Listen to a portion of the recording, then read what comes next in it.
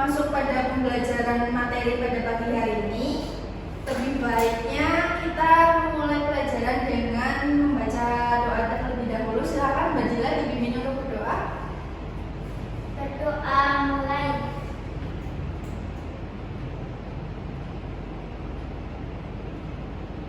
Berdoa selesai. Baik, udah siap untuk mengikuti pembelajaran pada pagi hari ini? Siap. Oke, pada hari ini kita akan membahas materi tentang Teks negosiasi. Namun sebelum masuk pada pembelajaran materi pada pagi hari ini, kita akan membahas mengenai kompetensi dasar yang akan dibahas pada materi pada pagi hari ini. Yang pertama, kompetensi dasar 3.11 tentang menganalisis isi, struktur, orientasi pengajuan, penawaran, persetujuan penuntut, dan kebahasan teks negosiasi. Yang kedua, KD 3.12 mengonstruksi teks negosiasi dengan memperhatikan isi, struktur, baik orientasi pengajuan, penawaran, persetujuan penuntut, dan kebahasannya. Untuk kompetensi dasar 3.11.1 merinci struktur teks negosiasi, 3.11.2 merinci ciri kebahasan dalam teks negosiasi, 3.11.3 merinci pokok-pokok isi teks negosiasi, 4.11.1 merumuskan kerangka teks negosiasi sesuai dengan kaidah kebahasaan, 4.11.2 menyusun teks negosiasi sesuai dengan kaidah kebahasaan, dan yang terakhir 4.11.3 menyuntik teks negosiasi sesuai dengan kaidah kebahasaan. Baik, langsung masuk pada materi tentang teks negosiasi. Sebelumnya ada yang tahu teks negosiasi itu teks yang seperti apa? Tawar menawar, Bu. Ya, tawar menawar. Jadi negosiasi itu sering kita jumpai di mana? Pasar. Selain di pasar, di mana lagi? Di warung boleh. Pasar, warung. Untuk misal kehidupan sehari-hari antar teman itu ada nggak teks negosiasinya? Ada. Contohnya seperti apa, Mbak Farah? Membuat perjanjian, Bu. Ya, perjanjian. Contohnya perjanjian seperti apa? Misalkan mau melakukan perjalanan Ya. gitu kemana gitu, terus semuanya itu harus bisa semua gitu, Bu. Harus ada negosiasi. Ya, jadi menentukan waktu yang Waktu paling yang tepat ya. Ya. Baik, terima kasih Mbak Farah untuk jawabannya. Jadi teks negosiasi ini merupakan teks yang berbentuk interaksi sosial yang bertujuan untuk mencapai kesepakatan. Jadi teks negosiasi ini berfungsi untuk mencapai kesepakatan yang diinginkan antara dua orang atau lebih. Jadi teks negosiasi ini sering kita jumpai ketika kita melakukan perdagangan atau melakukan transaksi yang sering kali kita jumpai ya. Lalu untuk pihak yang melakukan negosiasi ini mempunyai hak yang akan disepakati di hasil akhirnya. Jadi nanti untuk hasil akhirnya disepakati nanti mau seperti apa. Misal nanti kita di pasar kita akan membeli buah. Nah, dari penjual dan pembeli tentu akan menentukan harga yang paling cocok untuk keduanya. Si penjual menawarkan dengan harga contohnya 13.000, lalu si pembeli menawar dagangan penjual itu menjadi 10.000. Keduanya memiliki argumen yang berbeda terkait harganya ya, betul. Jadi nanti untuk yang terakhirnya nanti ada kesepakatan apakah penjual menyetujui pembeli atau pembeli menyetujui si penjualnya, seperti itu. Jadi untuk manfaat dan ciri teks negosiasi ini, teks negosiasi ini bermanfaat untuk menjalin kerjasama atau institusi, badan usaha maupun perorangan dalam melakukan suatu usaha dan kegiatan bersama atas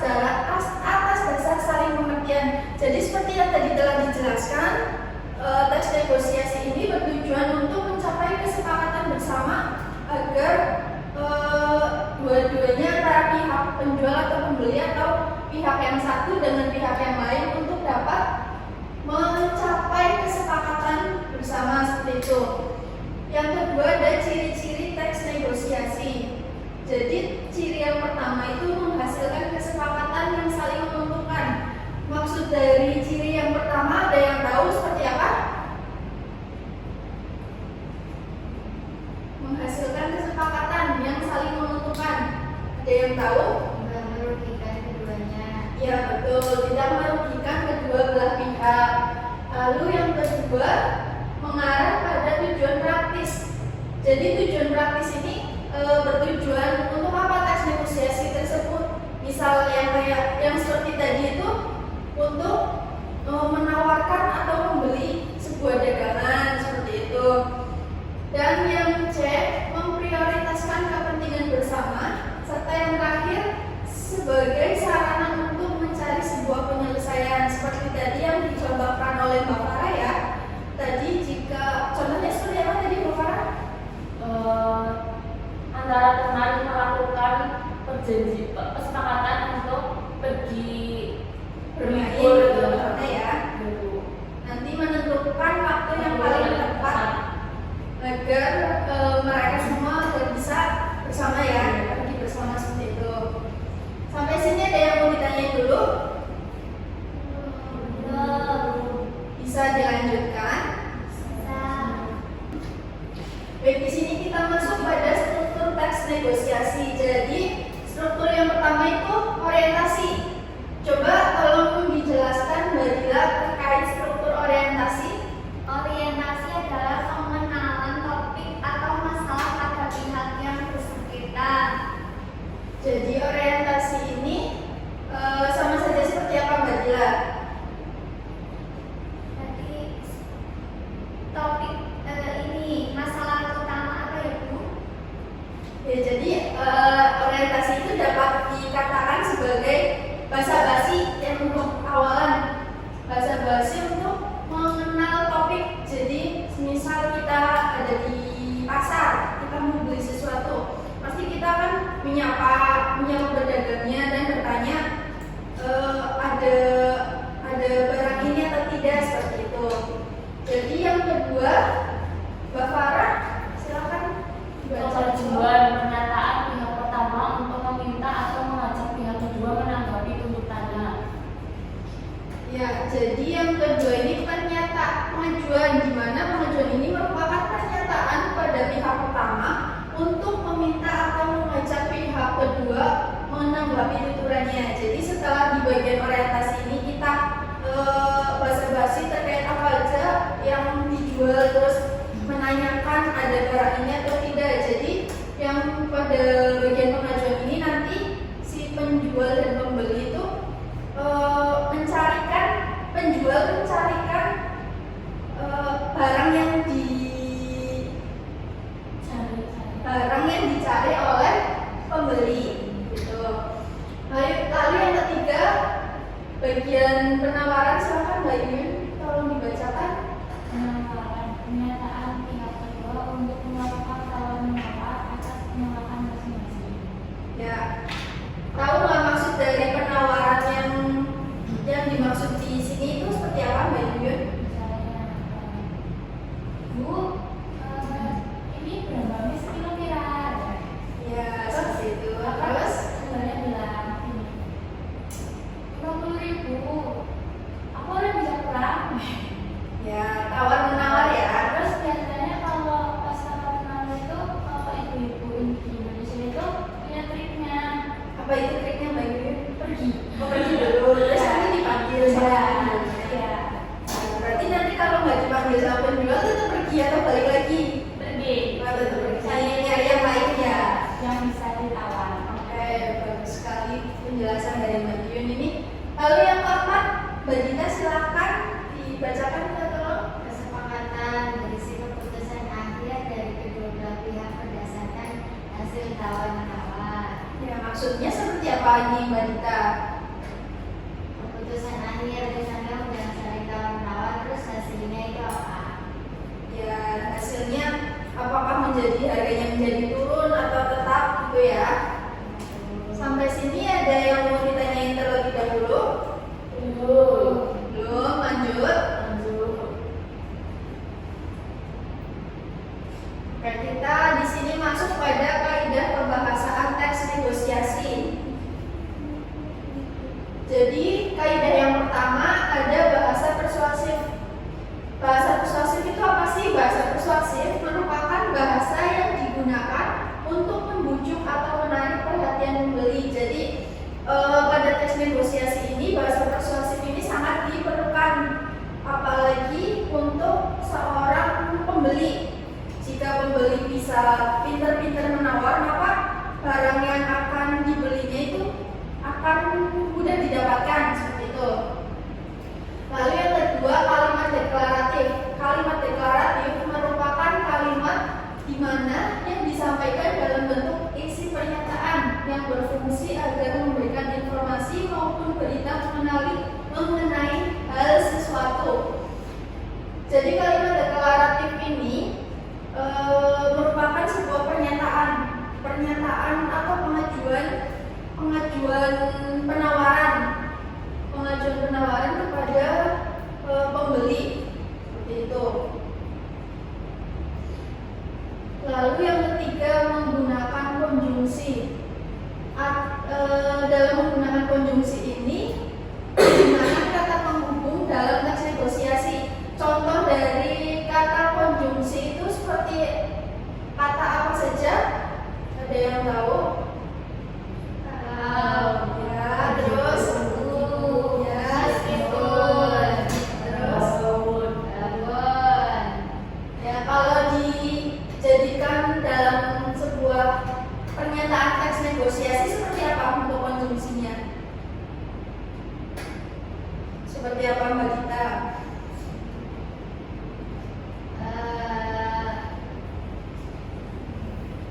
Ini pembeli apa penjual?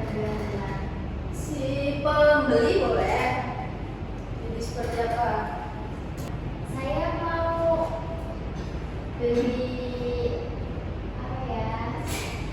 Mau beli baju. Contohnya Mbak Dita mau beli baju, terus Mbak Dita dari penjualnya mematok harga 50.000 untuk satu baju. Mbak Dita ingin menawar baju tersebut. Bagaimana kata-kata Mbak Dita untuk menawar tapi menggunakan kalimat konjungsi? Begini Bu, Mbak, kalau yang ini harganya diturunin bisa Mbak jadi 40. Ya, boleh. Itu contohnya udah bagus ya. Terima kasih Mbak Dita. Jadi untuk kalimat konjungsi ini bisa kita gunakan ketika kita mengajukan sebuah tawaran kepada pihak pembeli, kepada pihak penjual.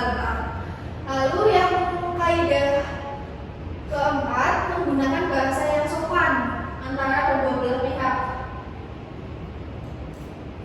Jadi bahasa yang sopan ini bertujuan untuk mencapai suatu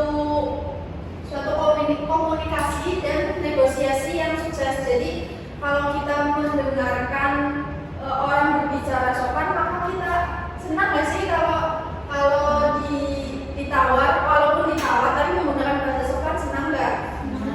Senang ya. Jadi kita masih ada keinginan juga untuk menurunkan harga. Jadi misal Mbak Farah nih beli ke pasar tapi pengen yang murah. Misalnya Mbak Farah mau beli sepatu.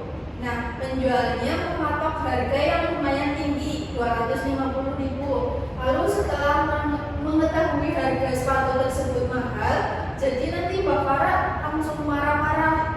Ini sepatu kayak gini kok mahal banget, coba diturunin harganya. Nah, seperti itu nanti kan malah menimbulkan konflik antara pedagang dan pembeli. Jadi tidak adanya sebuah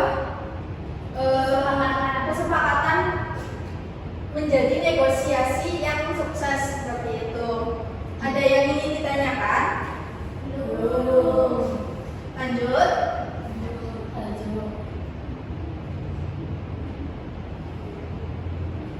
Baik, yang kelima ada kalimat yang efektif. Contoh maksudnya dari kalimat yang efektif itu yang seperti apa, Mbak Gila? Kalimat yang singkat, padat, dan jelas, serta lengkap dan mudah dimengerti, Bu. Ya maksud dari kalimat yang padat, singkat, dan jelas dalam teks negosiasi itu seperti apa? Contohnya bisa dicontohkan, Mbak Gila? Misalnya ini mau menawar menawar di pasar kayak dulu. Kalau misalnya dari penjualnya mau tetap dengan harga yang ditentukan oleh penjual, maka kita sampaikan saja ya sudah, Pak, kalau misalnya tidak bisa ditawar lagi, saya cari tempat yang lain. Ya betul sekali. Itu sering kita jumpai ya ketika kita berada di pasar. Jika penawaran penurunan harga yang kita ajukan kepada pembeli belum disepakati, maka kita menolaknya tapi dengan cara yang sopan, cara yang halus gitu ya. Lalu selanjutnya pada kaidah ke-6 yaitu berisi pasangan tuturan. Bisa dijelaskan pasangan tuturan dalam teks negosiasi seperti apa, Mbak Farah? Jadi teks negosiasi itu berisi kalimat yang diutarakan oleh seseorang untuk menyampaikan maksud maupun tujuan tertentu. Untuk maksud atau tujuan dalam teks negosiasi ini maksudnya seperti apa? Menawarkan dengan harga yang lebih murah, ya seperti itu. Lalu yang ke-7, teks negosiasi bersifat memerintah dan memenuhi perintah. Maksudnya seperti apa nih? Memenuhi perintah dan memerintah. Contohnya seperti apa? Ada yang tahu? Memerintah dan memenuhi perintah. Tidak tahu. Oke, jadi dalam teks negosiasi ini bersifat memerintah dan memenuhi perintah. Jadi contohnya saja ketika kita sedang membeli sesuatu, membeli barang, kita mengajukan barang, misal di toko buah, kita akan membeli buah apel. Nah, dari yang dipajang, buah-buahan yang dipajang itu tidak ada buah apel. Nah, selanjutnya sebagai pembeli kita menanyakan, Bu, apakah ada buah apel? Seperti itu. Nah, dari pedagangnya nanti akan menjawab, oh ada Bu, nanti saya carikan terlebih dahulu. Jadi dapat dikatakan memerintah dan memenuhi perintah. Jadi secara tidak langsung sang pembeli ini ingin membeli buah apel dan si penjualnya mencarikan buah apel, seperti itu ya. Ya selanjutnya kaidah kebahasaan dalam teks negosiasi yang ke-8 ini merupakan menggunakan pronomina atau kata ganti. Jadi di mana kata ganti ini menggunakan kata ganti orang seperti saya, kami, beliau, seperti itu ya, Anda dan lain-lain. Sampai sini ada yang ingin ditanyakan? Maksud semua materi tentang teks negosiasi? Gampang ya materi teks negosiasi? Gampang. Apa pada ngantuk ini? Ya, ngantuk ya. Ya, di sini ada nomor 9. Kaidah pembahasan teks negosiasi menggunakan kalimat langsung. Di mana kalimat langsung ini merupakan kalimat yang menirukan ucapan atau tuturan dari orang lain. Orang lain yang dimaksud adalah contoh penjual menirukan tuturan dari pembeli. Seperti itu. Lalu yang ke-10 ada menggunakan kalimat pernyataan yang dimana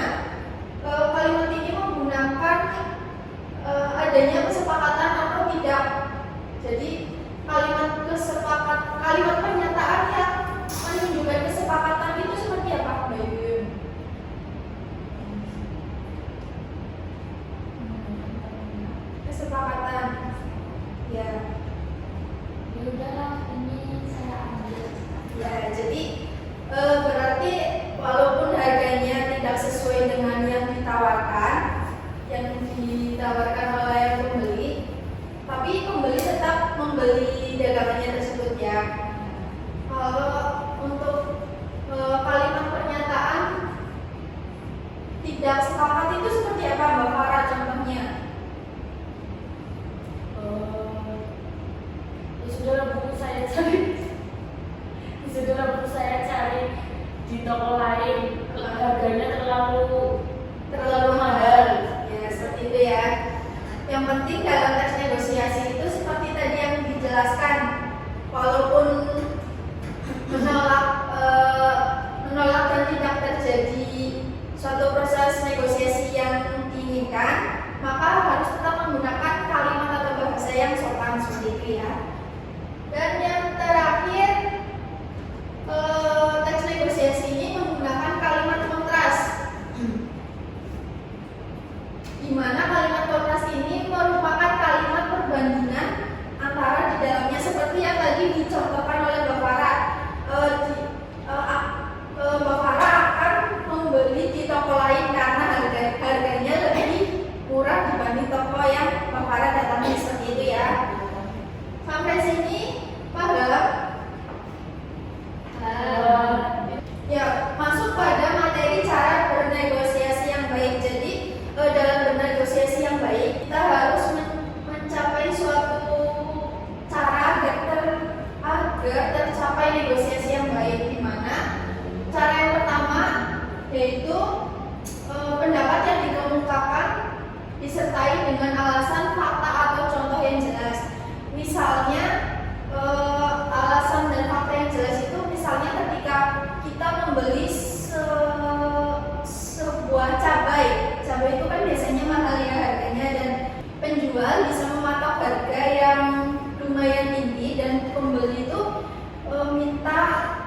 minta dikurangi harganya ya, seperti itu. Tapi dari penjualnya nanti akan menjelaskan bahwa harga cabai pada saat ini kan sedang melonjak, jadi di mana-mana juga harganya mahal, seperti itu ya. Lalu yang B, pendapat yang dikemukakan disampaikan dengan lancar, jelas, dan sopan. Ini seperti tadi yang sudah dijelaskan pada bab sebelumnya. Yang C, perhatikan penjelasan pendapat yang dikemukakan. Yang D, agar mudah dipahami oleh orang lain, sampaikan pendapat dengan intonasi dan suara yang keras. Jika kita melakukan sebuah negosiasi, tentunya kita harus menggunakan intonasi yang keras. Apalagi ketika kita di pasar kan ramai ya. Jadi semisal kita berbicara pelan dan lirik itu kan penjualnya kurang mendengar. Jadi lebih baik kita menyampaikan dengan suara atau intonasi yang keras tapi tetap sopan, seperti itu. Lalu yang E, bicaralah dengan sopan dan bijaksana saat menyampaikan pendapat. Dan yang F, jangan mempertahankan pendapat dengan cara ngotot. Cara ngotot di sini itu seperti apa Mbak Jule? Cara membuat tuh kayak ini apa namanya, karena tidak ada kesepakatan, tapi itu apa namanya dari pihak pembelinya tuh tetap ini Bu, ingin membelinya tapi dengan harga yang sudah ditawar gitu. Ya, jadi Ayah-ayahan antara penjual dan pembeli, seperti itu ya. Baik, untuk materi negosiasi sampai sini ada yang ingin ditanyakan atau paham semua? Paham. Oke, kalau paham semua di sini, Ibu punya contoh teks negosiasi. Silakan dibaca terlebih dahulu.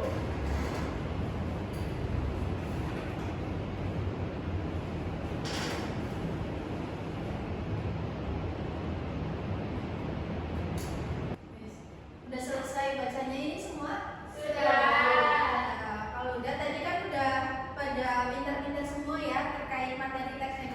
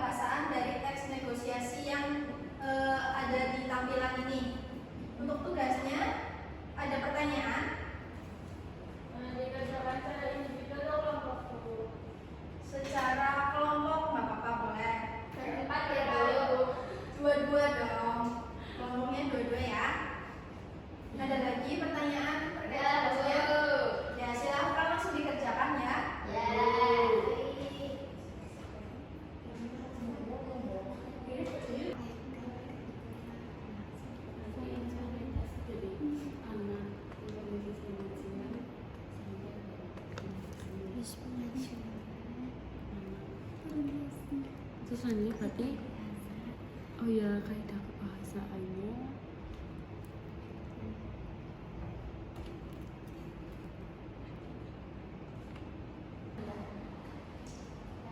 Udah selesai anak-anak? Baik, siapa yang mau maju duluan, kelompoknya Mbak Farah atau kelompoknya Mbak Yuyun dulu? Yang satu struktur, yang satu pembahasan dulu. Yang Saya dua-duanya ya, dipresentasikan dua-duanya.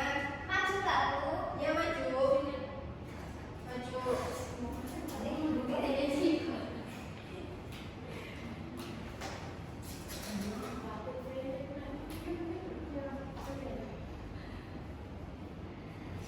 Baik teman-teman, saya akan mempresentasikan tentang struktur teknik negosiasi. Yang pertama, orientasi. Anak, permisi, selamat siang. Menjaga, iya selamat siang juga. Ada apa yang bisa saya bantu, nak? Anak, saya sedang mencari novel Siti Nurbaya. Apakah ada, Pak? Menjaga, sudahkah mencari di rak novel? Anak, sudah Pak, tetapi tidak ada. Menjaga, baiklah. Saya coba carikan di gudang. Silakan tunggu di ruang tunggu ya, anak. Baik Pak, terima kasih. Tak berapa lama kemudian, penjaga, kebetulan saya cari di gudang masih tersisa satu. Ini bukunya. Itu bagian apa? Bagian Orientasi buku. Selanjutnya bagian pengajuan. Anak, berapa harga buku ini, Pak? Penjaga, 58.000 saja, Nak.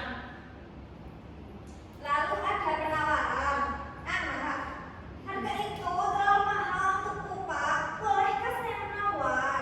Penjaga, boleh, silakan saja. Anak, 45.000 saja, Pak. Penjaga, buku ini sudah langka, jadi harganya segitu terlalu murah. Anak, uang saya tidak cukup. Bagaimana kalau 48.000 saja? Saya harap Bapak mau membantu hal ini untuk tugas sekolah saya. Penjaga, kalau harga serendah itu tidak bisa. Nah, bagaimana kalau 55.000 saja? Itu tidak termasuk, sudah termasuk murah, bukan? Mungkin kalau kamu cari di toko buku lain, tidak akan ada lagi. Anak, tapi uang saya cuma 50.000 saja. Sudah, itu penawaran, Bu. Kemudian bagian kesepakatan. Penjaga, begini saja, saya akan berikan buku ini seharga 50.000, bagaimana? Kemudian anak menjawab, baiklah Pak, saya beli bukunya. Lalu bagian penutup. Penjaga, ini punya anak. Ini uangnya pas ya Pak. Terima kasih sudah membantu saya. Penjaga, iya sama-sama. Terima kasih juga telah membeli buku di toko saya. Anak, selamat siang Pak. Penjaga, selamat siang. Sudah Bu. Ya. Ya. Silakan silakan dari kelompoknya Mbak Yuyun dan Mbak Dina ditanggapi, ada yang kurang atau ada yang salah. Silakan ditanggapi. Tidak Bu, sama. Sama berarti ya jawabannya. Tadi untuk yang tes yang kebahasannya untuk kelompok Mbak Yuyun dan Mbak Dina, Iya. silakan maju ke depan. Terima kasih Mbak Dina dan Mbak Farah. Mari tepuk tangan.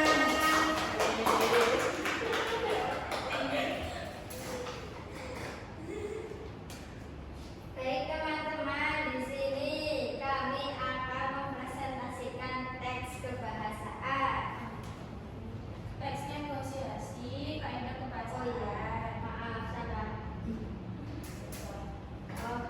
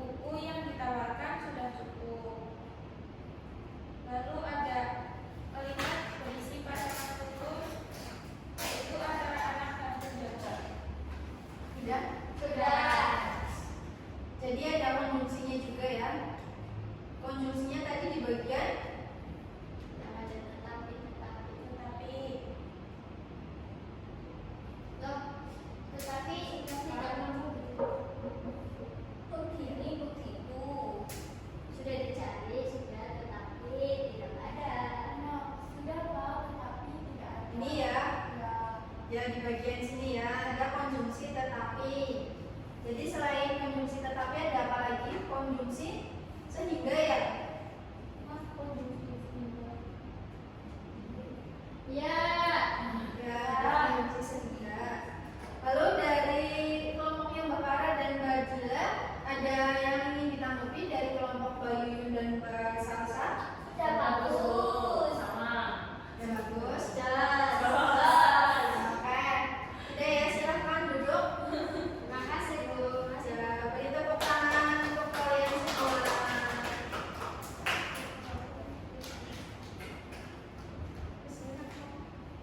Baik, udah paham semua ya terkait teks negosiasi. Pengerjaannya pun tadi sudah bagus-bagus semua ya. Udah pada pinter-pinter semua lah kelas ini ya. Jadi sebelum mengakhiri pada pembelajaran pada pagi hari ini, sebelumnya ada yang ingin ditanyakan terlebih dahulu terkait teks negosiasi yang telah tadi dijelaskan. Tidak. Mbak Salsa? Saya mau tanya, Bu. Kenapa harus ada teks negosiasi di materi pembelajaran? Ya, pertanyaannya bagus ya Mbak Rita. Terima kasih untuk pertanyaannya. Jadi, mengapa sih ada materi teks negosiasi di pembelajaran? Jadi, ketika kita di sekolah, kita kan diajarkan baik pengetahuan umum maupun pengetahuan yang untuk sifatnya untuk kehidupan sehari-hari. Jadi, salah satunya seperti teks negosiasi ini. Jadi, teks negosiasi ini dalam strukturnya itu kan ada beberapa struktur yang harus kita ketahui. Dan selain struktur, tadi kan ada terkait kebahasaannya juga. Jadi ketika kita terjun langsung ke kehidupan sehari-hari, seperti contohnya ketika kita berbelanja di pasar. Nah, dalam pembelanjaan atau terkait negosiasi yang ada di pasar itu, kita kan harus membutuhkan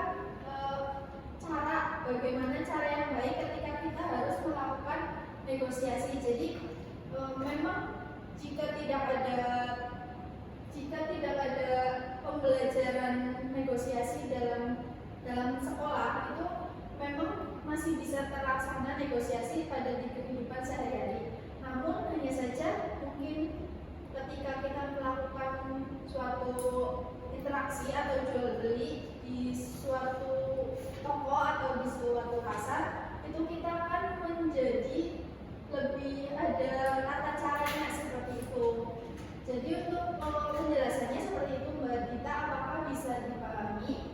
Oh iya, Bu. Bisa. Terima kasih.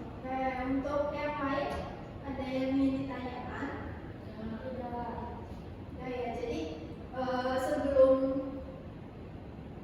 sebelum mengakhiri pembelajaran pada pagi hari ini, kita akan mengulas sedikit terkait negosiasi. Jadi teks negosiasi ini kita gunakan ketika kita ingin, contohnya saja ketika kita ingin bertransaksi atau berjual beli, atau ketika kita dengan sesama teman seperti itu. Jadi teks negosiasi ini digunakan untuk mencapai suatu keputusan atau kesepakatan secara bersama. Pada teks negosiasi ini terdapat struktur dan kaidah pembahasan yang telah kalian kerjakan tadi ya untuk contoh soalnya, dan untuk hasilnya juga sudah baik semua. Jadi ibu pikir, ibu rasa kalian sudah menguasai untuk materi teks negosiasi ini. Ya, ibu akhiri. Terima kasih.